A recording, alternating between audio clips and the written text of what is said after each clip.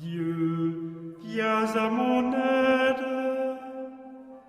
Seigneur, à notre secours.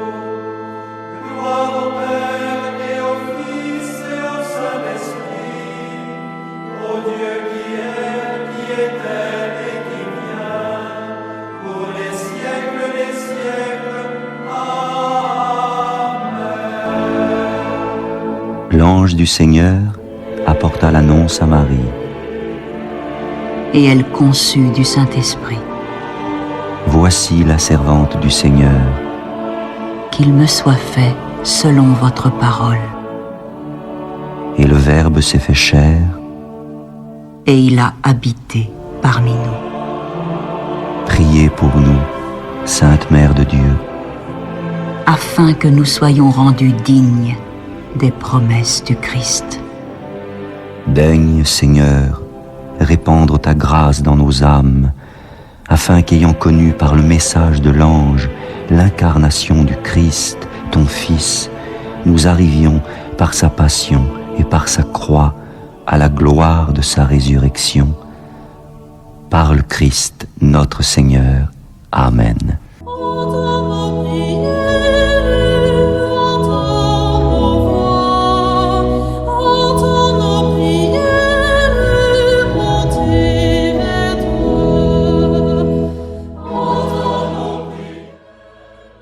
Seigneur, dans le silence de ce jour naissant, je viens te demander la paix, la sagesse, la force.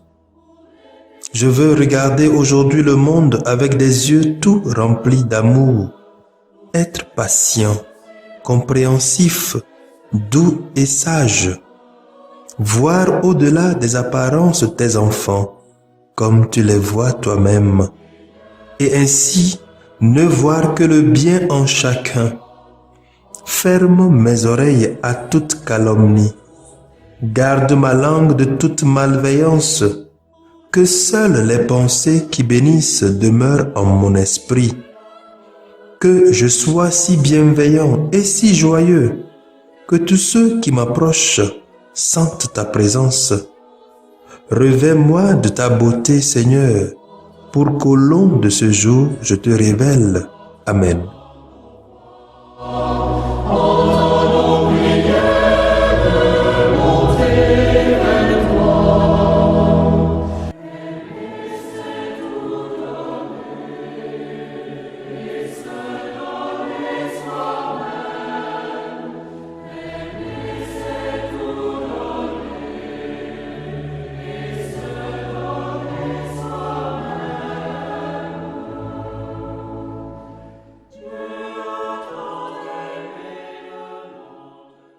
Dimanche 13 septembre 2020, 24e dimanche du temps ordinaire, année A.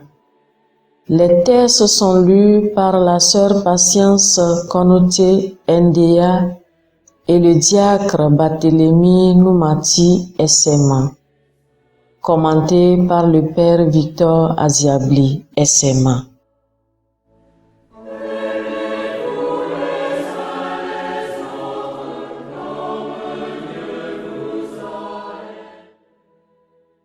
Lecture du livre de Ben Sirach le Sage, chapitre 27, verset 30, 28, verset 7. Rancune et colère, voilà des choses abominables où le pécheur est passé maître. Celui qui se venge éprouvera la vengeance du Seigneur. Celui-ci tiendra un compte rigoureux de ses péchés. Pardonne à ton prochain le tort qu'il t'a fait, alors, à ta prière, tes péchés seront remis. Si un homme nourrit de la colère contre un autre homme, comment peut-il demander à Dieu la guérison? S'il n'a pas de pitié pour un homme, son semblable, comment peut-il supplier pour ses péchés à lui? Lui qui est un pauvre mortel, il garde rancune. Qui donc lui pardonnera ses péchés? Pense à ton sort final et renonce à toute haine. pense à ton déclin et à ta mort et demeure fidèle au commandement. Pense au commandement et ne garde pas de rancune envers le prochain. Pense à l'alliance du Très-Haut et sois indulgent pour qui ne sait pas. Parole du Seigneur.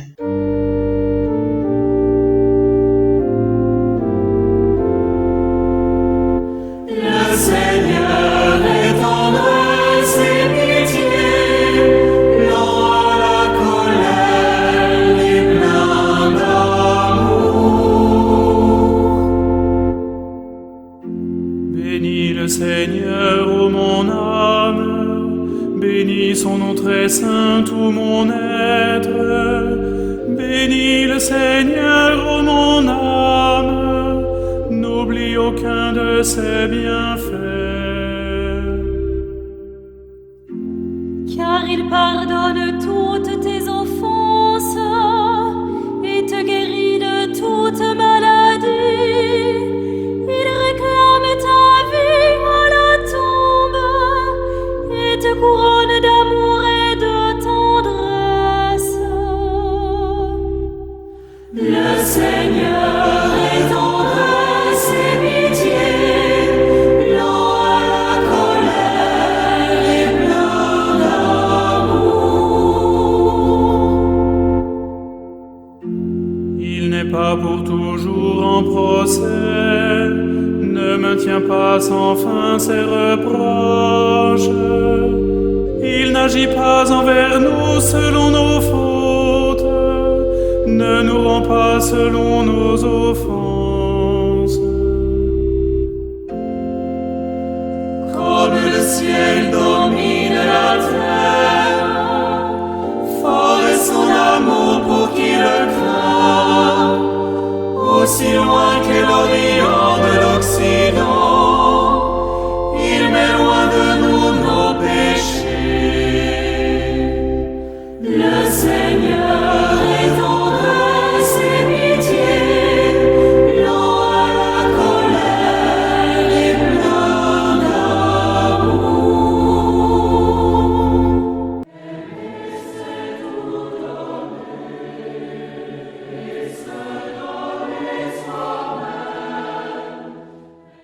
Lecture de la lettre de Saint Paul apôtre aux Romains, chapitre 14, versets 7 à 9. Frères, aucun d'entre nous ne vit pour soi-même et aucun ne meurt pour soi-même. Si nous vivons pour le Seigneur. Si nous mourons pour le Seigneur. Ainsi, dans notre vie comme dans notre mort, nous appartenons au Seigneur. Car si le Christ a connu la mort, puis la vie, c'est pour devenir le Seigneur et des morts et des vivants. Parole du Seigneur.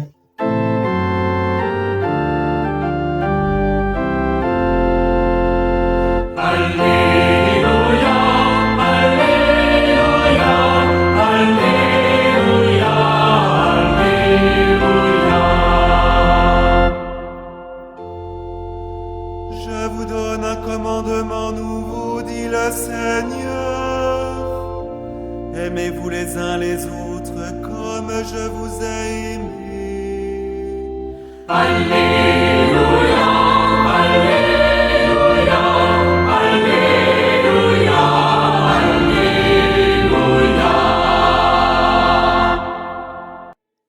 Le Seigneur soit avec vous. Évangile de Jésus-Christ selon saint Matthieu. Chapitre 18, versets 21 à 35. En ce temps-là, Pierre s'approcha de Jésus pour lui demander: Seigneur, lorsque mon frère commettra des fautes contre moi, combien de fois dois-je lui pardonner? Jusqu'à 7 fois? Jésus lui répondit: Je ne te dis pas jusqu'à 7 fois, mais jusqu'à 70 fois 7 fois. Ainsi le royaume des cieux est comparable à un roi qui voulut régler ses comptes avec ses serviteurs. Il commençait quand on lui amena quelqu'un qui lui devait 10 000 talents, c'est-à-dire 60 millions de pièces d'argent. Comme cet homme n'avait pas de quoi rembourser, le maître ordonna de le vendre avec sa femme, ses enfants et tous ses biens en remboursement de sa dette. Alors, tombant à ses pieds, le serviteur demeurait prosterné et disait: « Prends patience envers moi, et je te rembourserai tout. » Saisi de compassion, le maître de ce serviteur le laissa partir et lui remit sa dette. Mais, en sortant, ce serviteur trouva un de ses compagnons qui lui devait 100 pièces d'argent. Il se jeta sur lui pour l'étrangler en disant: « Rembourse ta dette. » Alors, tombant à ses pieds, son compagnon le suppliait: « Prends patience envers moi et je te rembourserai. » Mais l'autre refusa et le fit jeter en prison jusqu'à ce qu'il ait remboursé ce qu'il devait. Ses compagnons, voyant cela, furent profondément attristés et allèrent raconter à leur maître tout ce qui s'était passé. Alors, celui-ci le fit appeler et lui dit: « Serviteur mauvais, je t'avais remis toute cette dette parce que tu m'avais supplié. Ne devais-tu pas, à ton tour, avoir pitié de ton compagnon, comme moi-même j'avais eu pitié de toi? » Dans sa colère, son maître le livra au bourreau jusqu'à ce qu'il eût remboursé tout ce qu'il devait. C'est ainsi que mon Père du ciel vous traitera si chacun de vous ne pardonne pas à son frère du fond du cœur. Acclamons la parole de Dieu.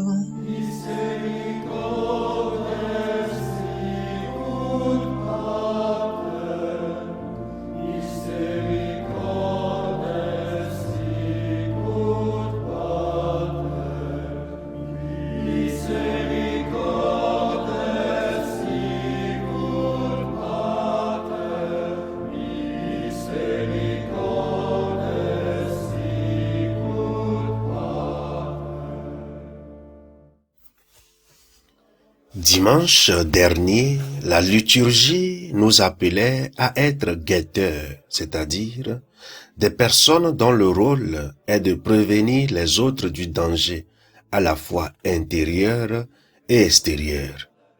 Et le danger intérieur, sans une correction fraternelle dans la discrétion, risque de déchirer le tissu social. Après que la troisième tentative ait échoué, Jésus nous disait de considérer le frère ou la sœur comme un païen. Or, d'après les évangiles, lui Jésus faisait bon accueil à ces païens et publicains. Il allait manger chez eux avec ses disciples et les invitait toujours à la conversion.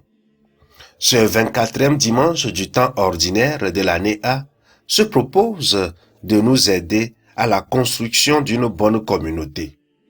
Pour les tests de ce dimanche, une communauté dans laquelle les membres ne sont pas prêts à se pardonner mutuellement et à accueillir le pardon de Dieu ne peut pas faire long feu. D'entrée de jeu, le pardon n'est pas d'oublier les offenses ou de les effacer de la mémoire collective ou individuelle. La mesure du pardon, c'est le fait que le pardon n'a pas de mesure. Mais pour pardonner, nous dit Ben Sirac, le sage, dans la première lecture, au chapitre 27, verset 30 jusqu'au chapitre 28, verset 7. Il faut imiter Dieu.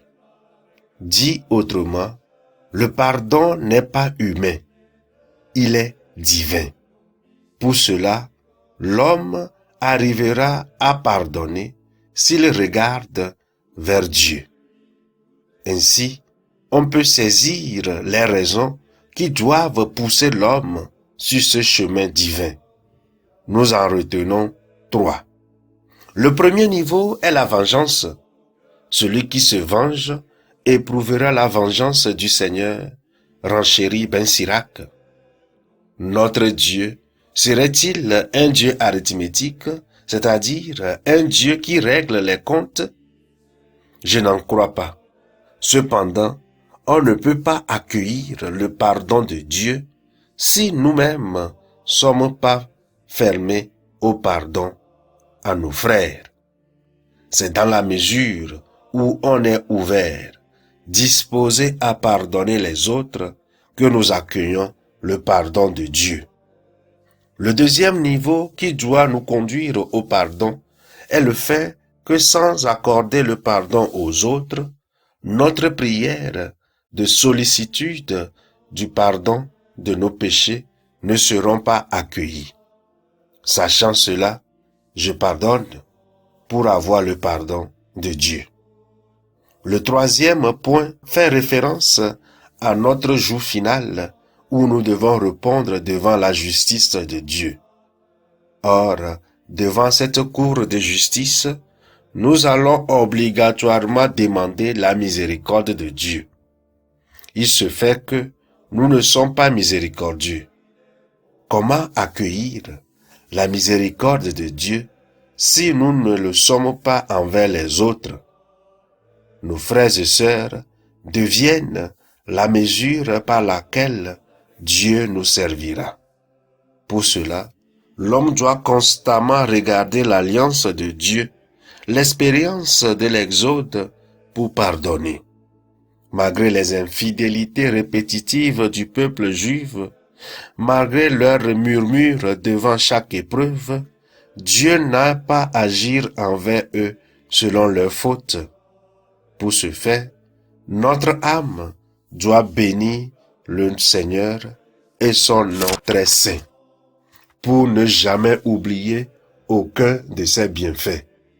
C'est en contemplant ces bienfaits du Seigneur dans nos vies, et d'ailleurs non méritoires, que l'homme s'ouvre à la dimension de Dieu pour être miséricordieux. Dieu est toujours prêt à nous pardonner. Il connaît de quoi nous sommes faits, notre fragilité. C'est pourquoi il se refuse d'agir envers nous selon nos offenses. Si tu sais que tu es un être fragile, ne devais-tu pas, à ton tour, avoir pitié de ton compagnon, comme moi-même, j'avais eu pitié de toi? Matthieu chapitre 18, versets 21 à 35. Le vrai chemin vers le pardon est de connaître cette vérité fondamentale. Nous sommes tous des êtres fragiles. Ainsi commence la conversion des cœurs. Le chemin du pardon commence par la pitié. Comme Dieu a eu pitié de nous, nous devons avoir pitié et être pitié pour les autres qui nous doivent seulement 100 pièces d'argent.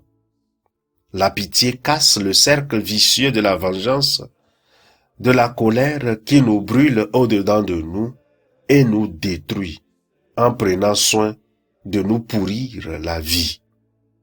Si Caïn a trouvé la vie sauve après le meurtre de son frère Abel à cause de la menace que quiconque tue Caïn, Caïn sera vengé 7 fois, Pierre pensait rompre la chaîne de vengeance en pardonnant 7 fois. C'est méconnaître Jésus. Il va plus loin en retournant la chanson d'Amalek qui se disait qu'il serait vengé 77 fois. Combien de fois devons-nous pardonner à ceux qui nous ont offensés? À cette question, Jésus répond qu'il faut pardonner indéfiniment. L'offense devient un obstacle qu'il faut franchir, un mur qu'il faut casser, un rideau qu'il faut déchirer. Car le frère ou la sœur se trouve derrière cet obstacle, ce mur qui sépare et divise, ce rideau qui empêche de voir le frère. Derrière cet obstacle se trouve un frère à aimer, une sœur qui veut raccommoder les morceaux. Pardonner, c'est surpasser cet obstacle pour retrouver le frère ou la sœur qui veut faire route de nouveau avec nous. En affranchissant cet obstacle, on va au-delà du don. On est par le don.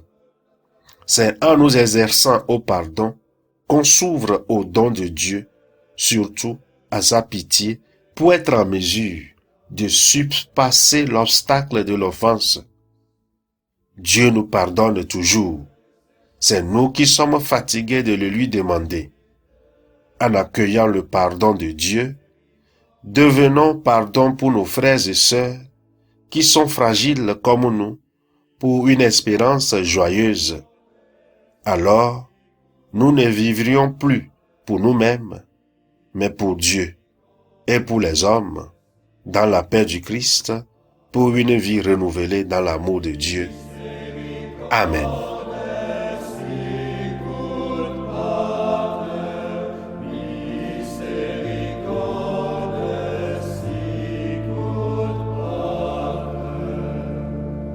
Le Seigneur soit avec vous et avec votre esprit. Que Dieu Tout-Puissant vous bénisse, le Père, le Fils et le Saint-Esprit. Amen.